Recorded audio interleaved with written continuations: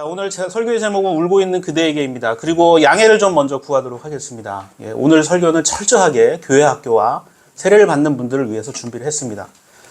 보면 그냥 저거 저렇구나 라고 여러분 보시면 될 것 같아요.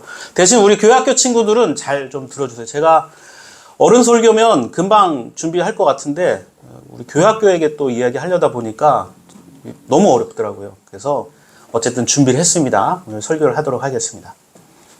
자, 요한복음 3장 16절 한번 같이 읽어보겠습니다. 자, 우리 친구들도 같이 한번 읽어볼게요. 자, 시작. 하나님께서 세상을 이처럼 사랑하셔서 외아들을 주셨으니 이는 그를 믿는 사람마다 멸망하지 않고 영생을 얻게 하려는 것이다. 자, 이게 무슨 뜻일까요? 예, 설명하겠습니다. 하나님께서 왜 이 세상 만드셨을까요? 성경 말씀을 보면 우리가 살고 있는 이 세상을 사랑하시기 때문이다 라고 말합니다. 그런데 이것은 단순히 하나님이 세상을 사랑한다라는 뜻보다는 세상에 살고 있는 나를 사랑한다 라는 뜻이기도 합니다. 그래서 이 말씀은 하나님은 나를 사랑하십니다 라고 말할 수 있습니다. 자, 한번 따라해 보십시오. 하나님은 나를 사랑하십니다. 하나님은 나를 사랑하십니다. 이게 성경에 되어 있는 약속입니다. 자, 그런데 사람들은 하나님의 말을 듣지도 않았을 뿐만이 아니라 서로 사랑해라, 서로 아껴주어라 했지만 모른 채 하고 자기 마음대로 살고 욕심을 부리며 살았습니다.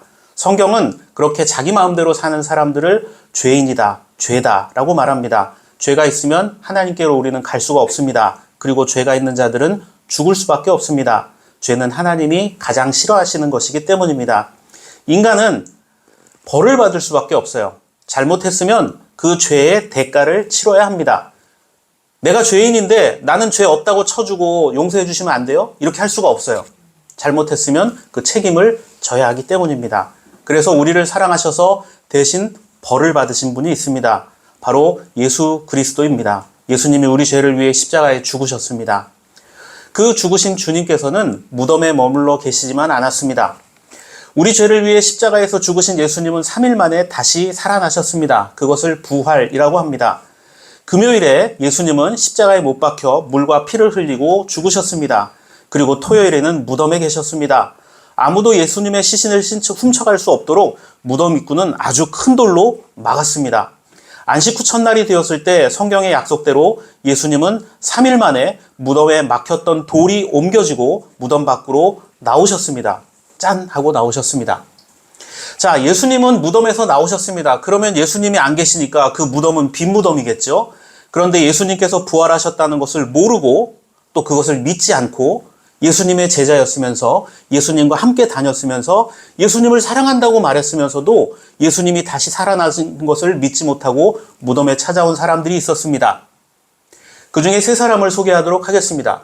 오늘은 교회 학교라고 제가 분명히 말씀드렸습니다. 자, 믿으세요. 마리아와 베드로와 요한입니다. 예, 마리아와 수염난 베드로 그리고 굉장히 어려 보이는 요한이 이렇게 있습니다. 이 세 사람이 예수님 부활하셨을 때 그 무덤에 찾아왔어요. 오늘 요한복음 20장 1절 말씀을 보면 예수님이 부활하셨을 때 제일 먼저 누가 왔냐면 마리아가 왔습니다. 마리아가 예수님 무덤에 왔는데 예수님 시신이 없는 거예요. 무덤 입구는 돌이 열려 있고 예수님은 계시지 않고 이거 큰일 났다. 그래서 다른 제자들한테 가서 지금 예수님이 안 계시다고 큰 소리로 말했습니다. 그러자 제일 먼저 달려온 사람이 누구였을까요? 바로 요한입니다. 요한은 제일 먼저 달려왔지만 어찌된 일인지 무덤에 들어가지 않고 밖에서만 서성거리면서 이렇게 안을 살펴보았습니다. 무덤이 비었네. 이게 무슨 일일까? 들어가지 않았어요. 왜 안 들어갔을까요? 그냥 무서워서. 맞아요. 그냥 무서워서. 그냥 깜깜하니까. 깜깜해서 불이 없어가지고. 예, 그렇죠. 그냥 무서워서 안 들어갔어요.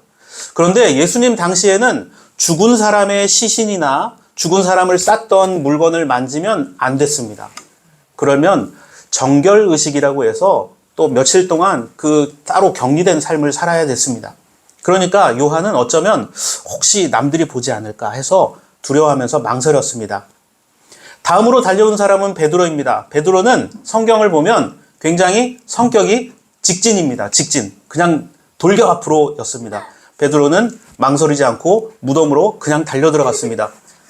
그리고 베드로는 또 무덤을 살펴보더니 나와서 뭐라고 얘기했냐면 야, 예수님 어디 가심? 뭐 이렇게 물어봤다는 겁니다. 안 계신다. 이거 어디 간 거야?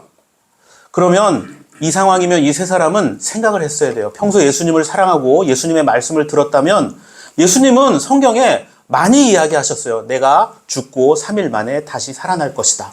이런 말씀을 하셨습니다. 그런 얘기를 잘 기억하고 있었다면 예수님이 살아나셨구나 라고 기뻐해야 되는데 이 세 사람은 그런 생각이 전혀 없었어요. 자, 퀴즈. 예수님이 왜 무덤에 안 계셨을까? 부활했으니까. 그렇죠. 3일 끝나다. 맞아요. 3일 끝나고 부활하셨으니까. 똑똑해요. 역시. 예수님이 계셨던 무덤이 어떤 상태였는지 성경 말씀을 보겠습니다. 요한복음 20장 6절과 7절을 보면 시몬 베드로도 그를 뒤따라왔다. 그가 무덤 안에 들어가 보니 삼배가 놓여 있었고 예수의 머리를 싸맸던 수건은 그 삼배와 함께 놓여 있지 않고 그곳에 따로 개켜 있었다. 이렇게 말합니다. 개켜 있었다가 뭐죠? 잘 접혀 있었다라는 뜻입니다. 자, 잘 보세요. 예수님이 계셨던 그 무덤의 입구에 돌이 옮겨졌습니다. 무덤이 열렸어요. 이 돌은 무거운 돌이기 때문에 한 사람의 힘으로 밀 수는 없어요. 여러분 같은 어린 친구들이 이 무덤에 가서 돌을 만지면 밀리지가 않아요. 굉장히 큰 돌입니다. 100kg도 넘는 돌입니다. 무거운 돌이에요. 그런데 이게 열려 있었다. 두 번째, 예수님의 시신을 덮어주었던 수건이 잘 접혀 있었습니다. 그리고 가장 중요한 사실이 한 가지 있죠. 예수님이 안 계세요. 그러면 정답은 뭐죠? 없다는 거. 없다는 거. 하늘에 올라간 거. 하늘에 올라간 거. 또 아는 거 다 얘기해 보세요. 네. 없어요. 아니, 죽은 게 아니지. 죽었는 줄 알았는데 보니까 안 계시잖아. 그럼 뭐예요? 예수님 다시 살아나셔서 어딘가 가신 거잖아요, 지금. 어딘가는 갔죠. 어디 세상에는 한 그렇죠. 어딘가를 가셨어요. 제가 설교할 맛이 납니다. 이렇게 반응이 너무 좋아서.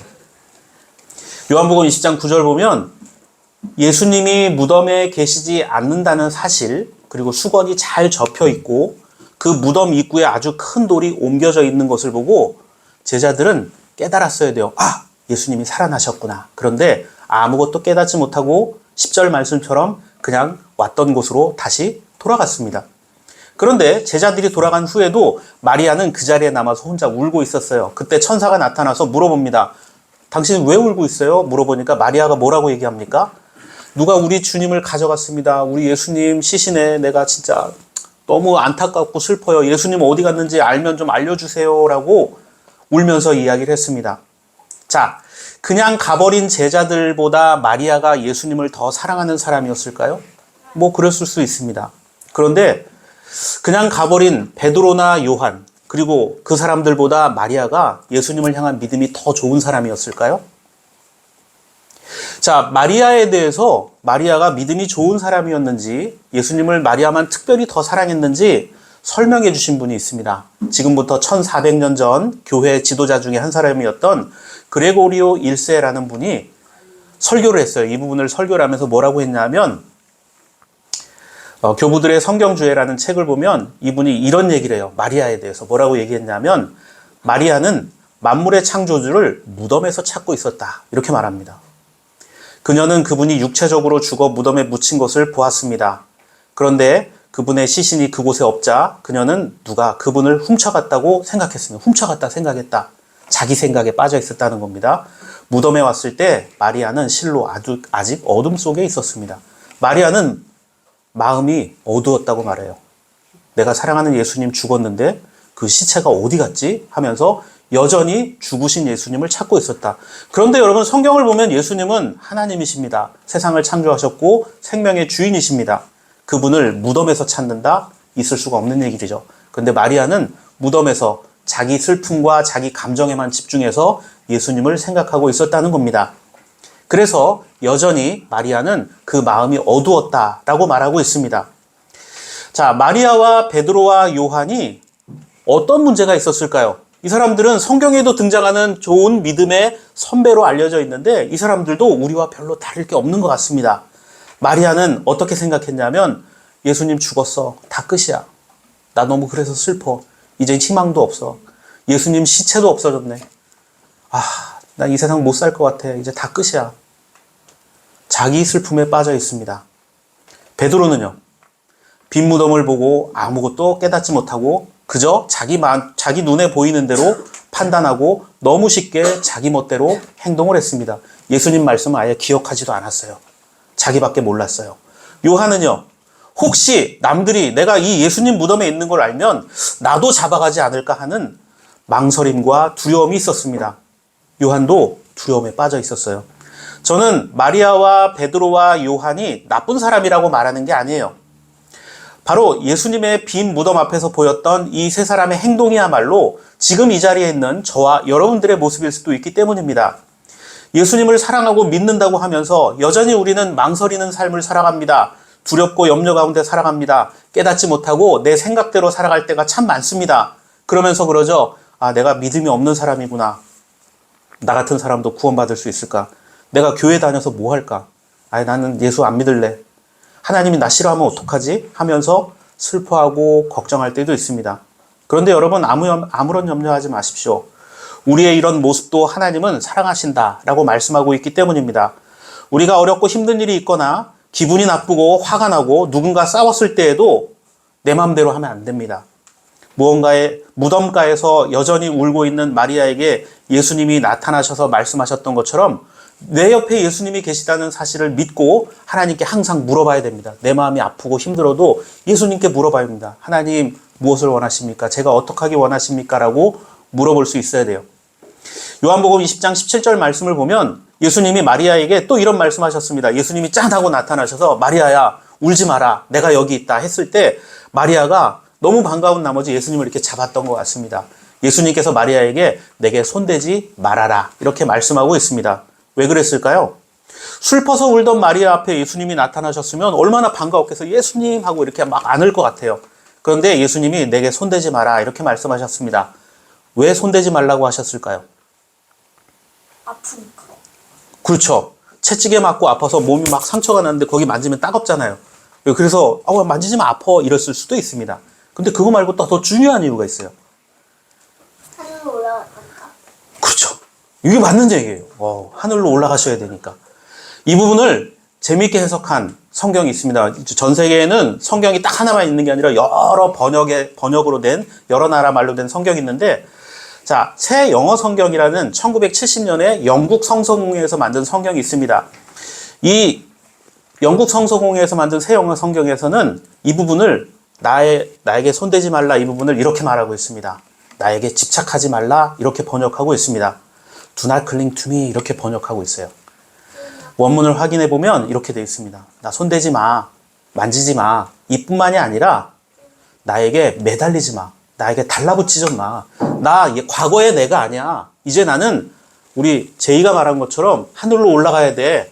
이제 나는 변화되었어. 너희도 그렇게 변화된 삶을 살아야 돼 하시면서 과거의 죽음에 집착하지 말라고 말씀하고 있기 때문에 손대지 마라. 이렇게 말씀하셨다는 겁니다. 너의 경험과 감정과 말과 생각을 믿음으로 착각하면 안 된다고 하셨어요. 왜 이렇게 말씀하셨을까요? 사람들은 예수님 부활이라고 하면 흔히 그냥 몸만 다시 살아난 것을 생각하기 쉽습니다.